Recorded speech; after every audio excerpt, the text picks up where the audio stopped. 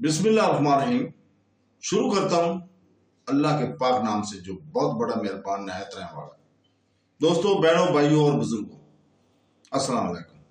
تاریخ اسلام کی سلسلہ وار قسط نمبر 64 میں ہم بیان کر رہے ہیں شیخ عبد القادر جیلانی کا اسلام میں کردار۔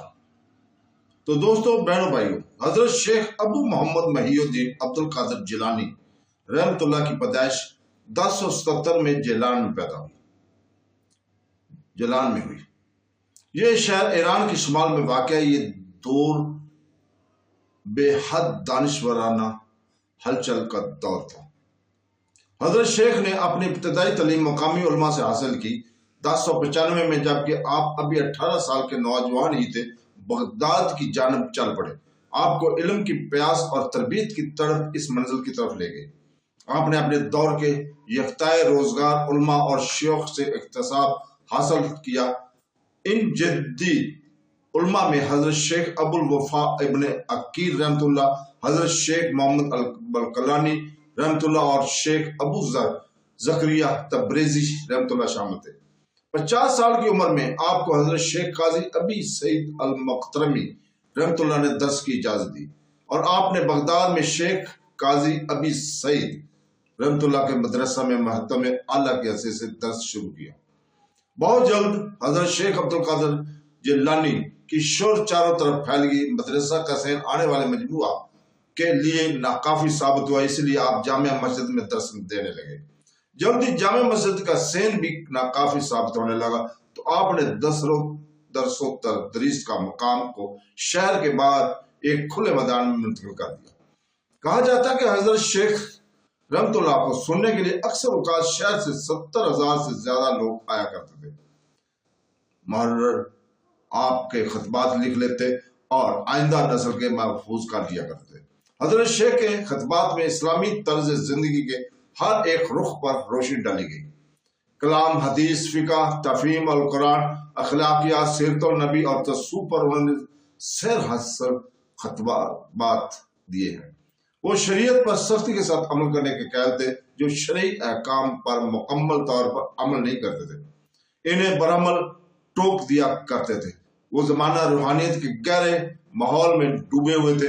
کچھ نام نہاد علماء نے یہ اعلان کیا کہ مذہب پر ان کی خصوصی توجہ دی جانے کی وجہ سے انہیں نماز اور روزہ اور زکوٰۃ جیسے فرائض کی ادائیگی سے مستثنی قرار دیا گیا ہے۔ حضرت شیخ عبد القادر جیلانی نے ان لوگوں کو آڑے ہاتھوں لیا اور خبردار کیا کہ ہر وہ موقف جس کی بنیاد شریعت نہ ہو کفر ہے۔ الفتوح الربانی میں حضرت شیخ نے تصوف کی جو تشریح کی ہے وہ روحانیت کا لافانی سرچشمہ ہے۔ اس خطاب نے 800 سالوں سے مسلمانوں اور غیر مسلمانی دونوں کے دل میں جوش اور ولولہ پیدا کیا ہوا ہے۔ حضرت شیخ کی نرم طبیعت نے انہیں غریبوں کا دلدادہ بنا دیا۔ ان کی راست گوئی دیانتداری کی وجہ سے اعلیٰ اور طاقتور سبھی انہیں عزت کی نگاہ سے دیکھتے تھے۔ سلاطین اور شہنشاہوں ان کی ملاقات کرنے میں فیضان پانے کے لیے ان کے در پر کھڑے رہتے تھے۔ حضرت شیخ عبد القادر جیلانی نے فیض پانے والے صوفی عارفوں کے ایک ٹنک 12ویں، 13ویں اور 14ویں عیسوی میں قائم ہو گئی۔ 1186 میں حضرت شیخ کے انتقال کے بعد شاگردوں نے آپ کا پیغام اسلامی دنیا کی دور دراز کونوں تک پہنچایا۔ ان کے روحانی اور معاشرتی نظریات کو ٹھوس شکل دینے کے لیے قادریہ صوفی طریقہ قائم کیا گیا۔ مختلف طریقوں میں یہ اولین طریقہ ہے جسے 13ویں صدی عیسوی کے بعد اسلامی تناظر میں حاوی ہوتا ہے۔ قادریہ طریقہ کی تابکاری پرانی دنیا کے ہر ایک بر اعظم پر اثر انداز رہی، یہی لاکھوں لوگوں کو اسلام کی آغوش میں لانے کا باعث بنا۔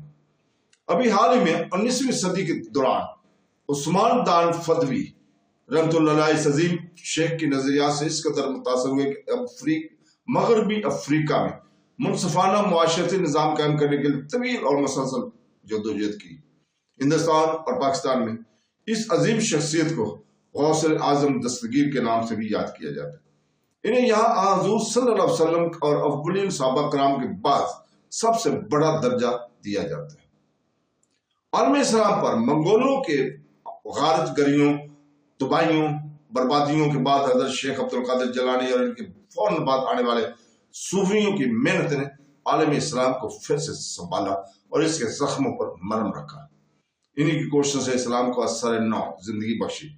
سن 1219 سے 1250 تک یعنی ایک پوری نسل تک منگولیا کے گھڑ سوار یورپ اور ایشیا کے بر اعظم آزادانہ گھومتے رہے، ہر طرف اپنے شہروں کو غارت گری کرتے ہوئے، تمام معاشروں کو نئی شکل، نیا روپ دیتے ہوئے اور اثر نو تبدیلی کی جانب مائل کرتے ہوئے ادھر مغرب کی طرف متوازی طور پر صلیبیوں کی جانب سے درپیش خطرہ بھی کچھ کم خطرناک نہ تھا۔ سچ تو یہ ہے کہ صلیبیوں نے منگولوں کو عیسائی بنانے کی بھرپور کوشش کی، یا کم از کم ان کے ساتھ ایک ایسا معاہدہ طے کرنے کی کوشش کی جس کا واحد مقصد اسلام کو مکمل طور پر ختم کرنا تھا۔ سن 1261 میں عین حلوت کی جنگ کے بعد عالم اسلام پر فوجی خطرہ تو کم ہو گیا، لیکن غیر اسلامی نظریات کے ہاتھوں میں اسلامی ایشیا کے چلے جانے کا خطرہ باقاعدہ بڑھا رہا۔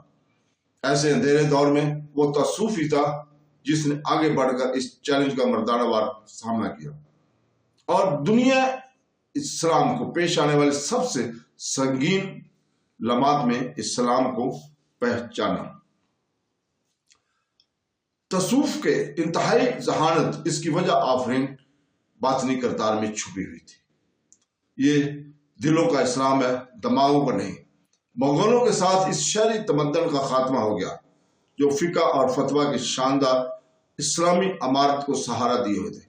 اب قیادت کا جواد دہی عوام کے کندھوں پر آن پڑا، جہاں اسلام کی بنیاد جذبات اور پرجوش محبت سے آباد تھی۔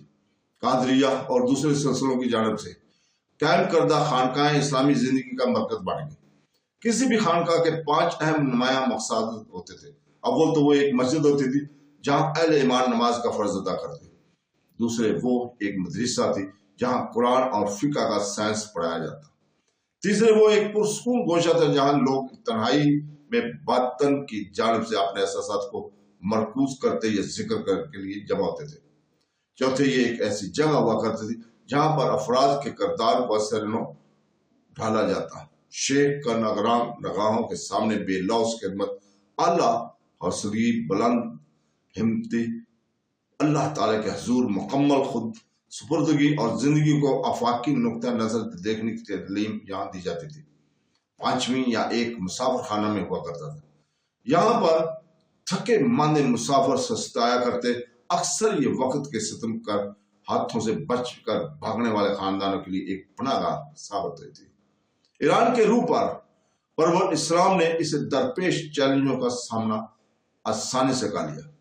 جب 1295 میں منگول الخان غزان نے اسلام قبول کر لیا تو اس کے قبول اسلام کے ساتھ ہی ایران ایک بار پھر اسلامی زندگی کے صف اول میں شامل ہو گیا۔ اس طرح ایران کی سرزمین سے اسلام ہندو پاک میں پھیلا، ملیشیا اور انڈونیشیا کے جزائر کے مجموعہ پر اپنا عکس اور اثر اس نے ڈالا۔ ادھر مغرب کی جانب بر اعظم افریقہ میں صحرا کے زیریں حصوں میں اسلام غلبہ حاصل کرنے والے مذہب کی حیثیت سے ترقی کرنے لگا۔ منگول تاتار غری کے بعد عثمانیہ ترک جو ابھرے تو ان میں تصوف سے سرشار تھے۔ صوفیہ تصورات کی بھٹی میں تپ کر صوفیہ شاہی سلسلہ ایران میں پڑا ہے۔